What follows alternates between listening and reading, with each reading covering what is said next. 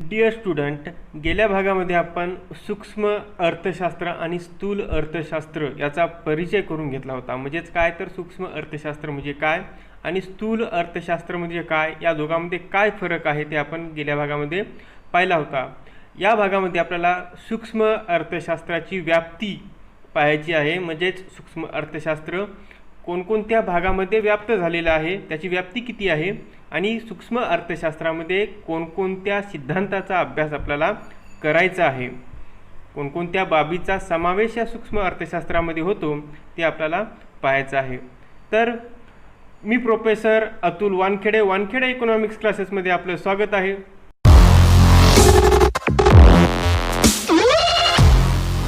तर विद्यार्थी मित्रांनो, गेल्या भागामध्ये आपण सूक्ष्म अर्थशास्त्राच्या काही व्याख्या बघितल्या होत्या. त्यामध्ये मॉरिस डॉब याची एक व्याख्या बघितली होती. तर ती काय होती?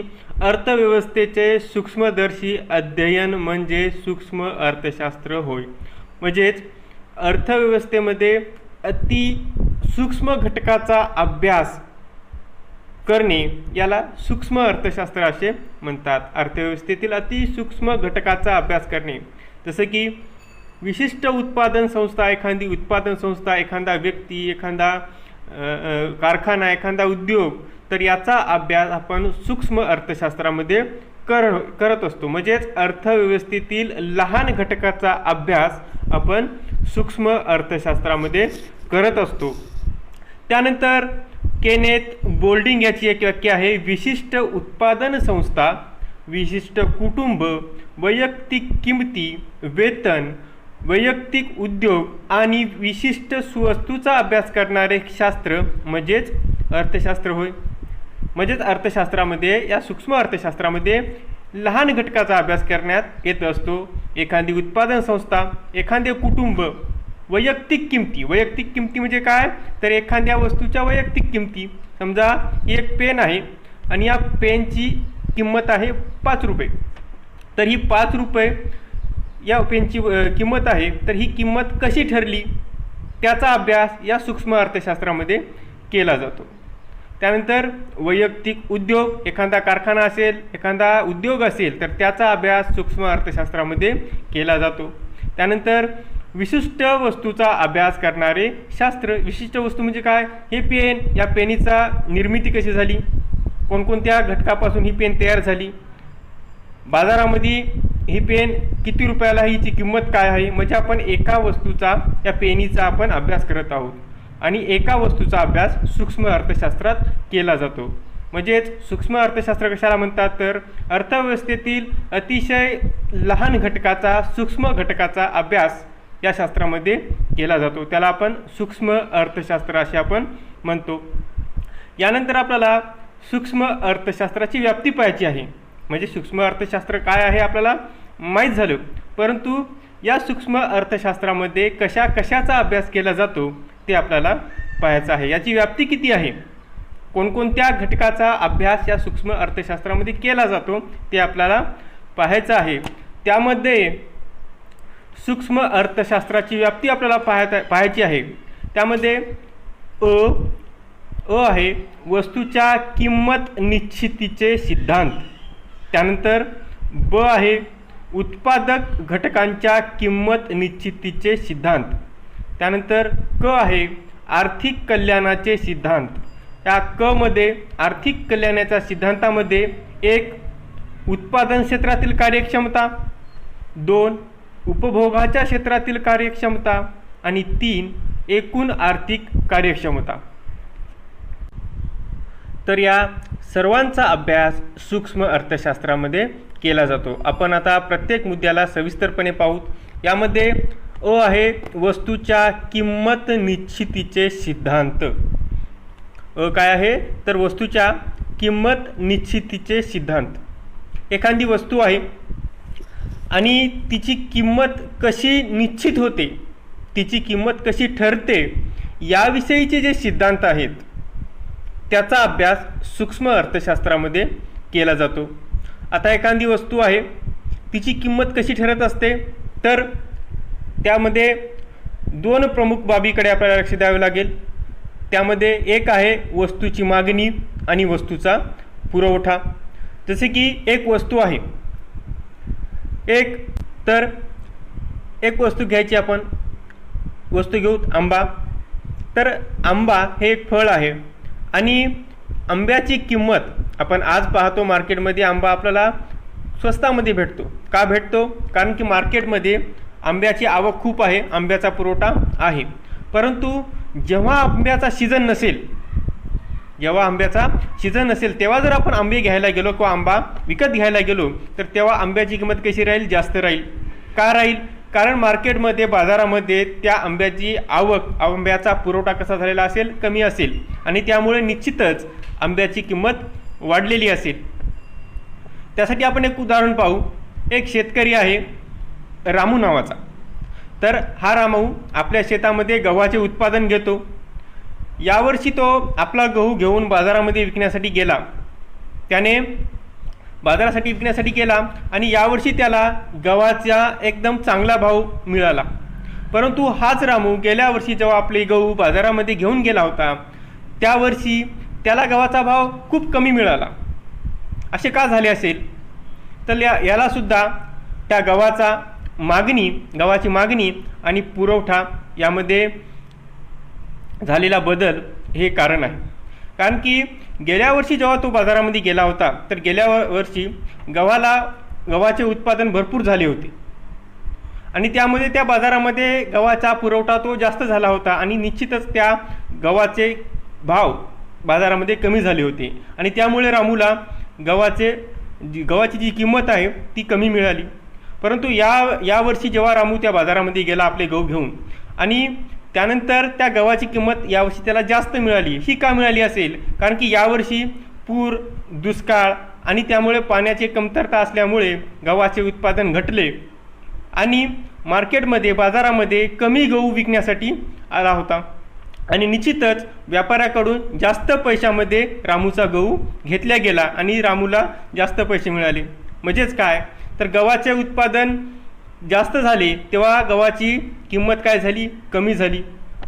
गव्हाचे उत्पादन जेव्हा कमी झाले तेव्हा गव्हाची किंमत वाढली. म्हणजेच वस्तूची किंमत कशी ठरते? तर मागणी आणि पुरवठ्याने. याविषयी मागणीचा नियम आहे आणि मागणीचे अनेक असे नियम आहेत, पुरवठ्याचे सुद्धा अनेक नियम आहेत आणि या सर्व नियमाचा अभ्यास आपण सूक्ष्म अर्थशास्त्रामध्ये करत असतो. कारण जेव्हा आपण वस्तूच्या किमतीचा विचार करतो तेव्हा आपण एका वस्तूच्या किमतीचा विचार करत असतो. कोणतीही वस्तू असेल, आपण एखाद्या वस्तूची किंमत हा शब्द जरी तोंडातून काढला तरी निश्चितच ती वस्तू आपल्या डोळ्यासमोर येत असते. म्हणजे आपण वस्तूच्या किमतीचा जेव्हा विचार करू तेव्हा आपण फक्त एका वस्तूचा विचार करत असतो आणि त्या वस्तूची किंमत कशी निश्चित होते त्याविषयीचे जे सिद्धांत आहेत त्याचा अभ्यास सूक्ष्म अर्थशास्त्रामध्ये केला जातो.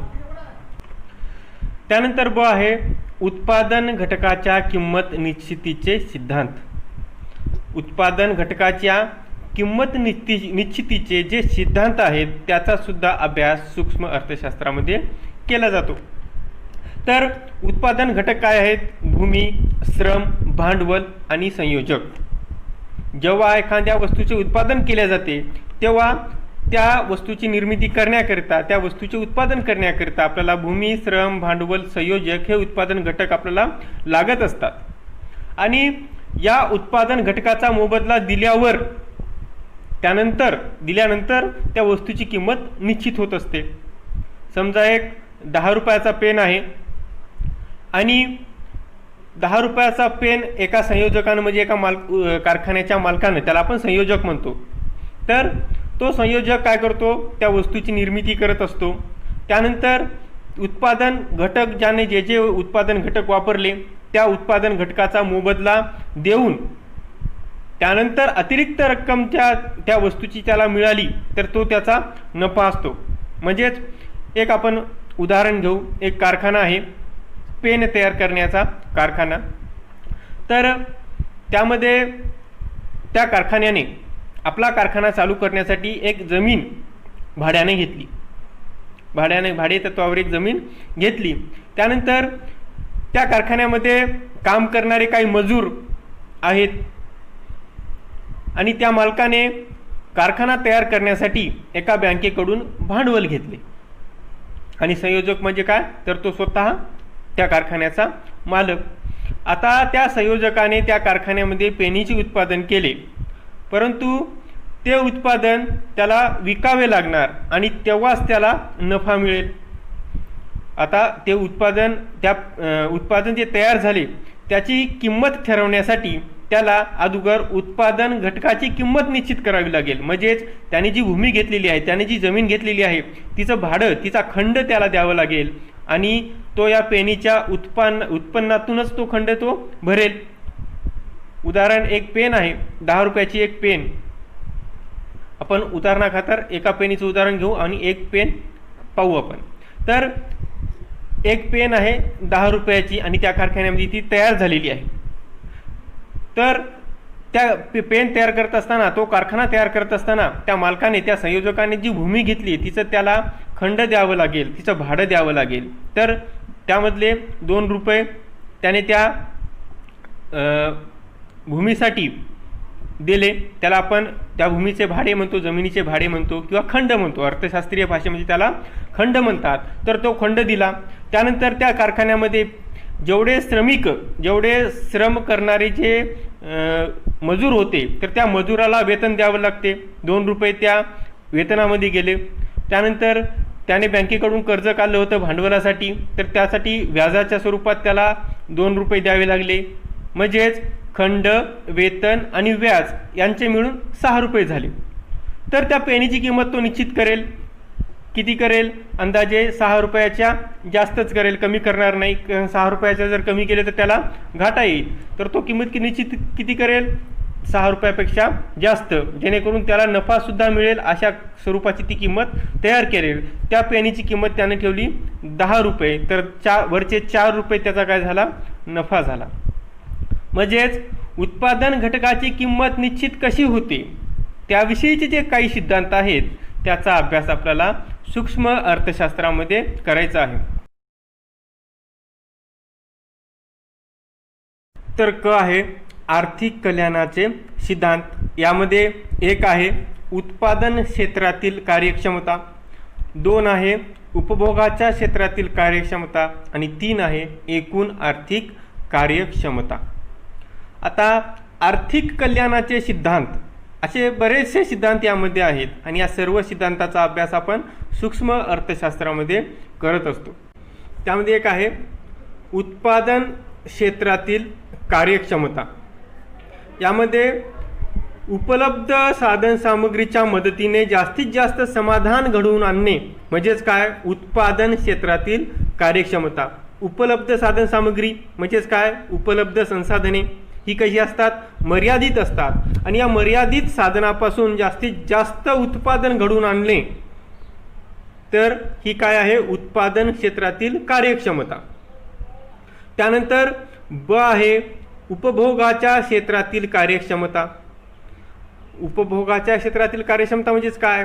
तर समाज एखाद्या वस्तूचा उपयोग कसा घेतो, उपभोग कसा घेतो आणि किती क्षमतेनं तो उपभोग घेतो, किती समाधान मिळवतो, त्याला आपण उपभोगाच्या क्षेत्रातील कार्यक्षमता असे म्हणतो.